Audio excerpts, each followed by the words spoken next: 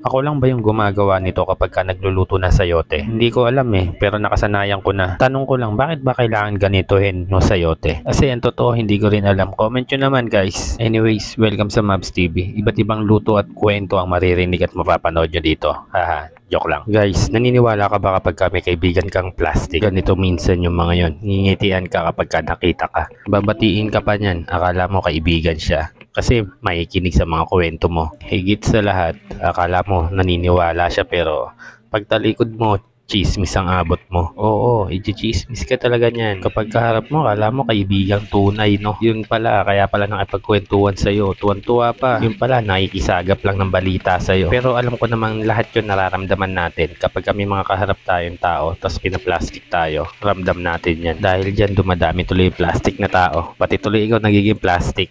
Siyempre, nakikipagplastikan ka na rin. Di ibig sabihin, plastic ka na rin. Haha, joke lang. Pero guys, sana iwas-iwasan natin yung mga taong plastic. Kasi sila talaga yung number one na titira sa'yo. Sila yung number one na maninira sa'yo. Kaysa makipagplastikan pa tayo sa mga taong nakikipagplastikan sa atin, iwasan na lang natin. Wala pang sakit sa ulo. Kasi parang ganito lang yan eh. Yung tipong binato ka ng bato, syempre gaganti ka rin. Batuhin mo rin ng bato. Tapos siya, babatuhin ka rin. Hindi matatapos. Hanggang sa lumalim na yung alitan nyo. Saka kapag plastikan nyo. Pagtagal, magiging professional plastic man na kayo. Haha, joke lang. O sige na guys, wala nang kwenta yung kwento ko. Saka luto na rin yung ulam. Makikipagplastikan muna ako sa labas.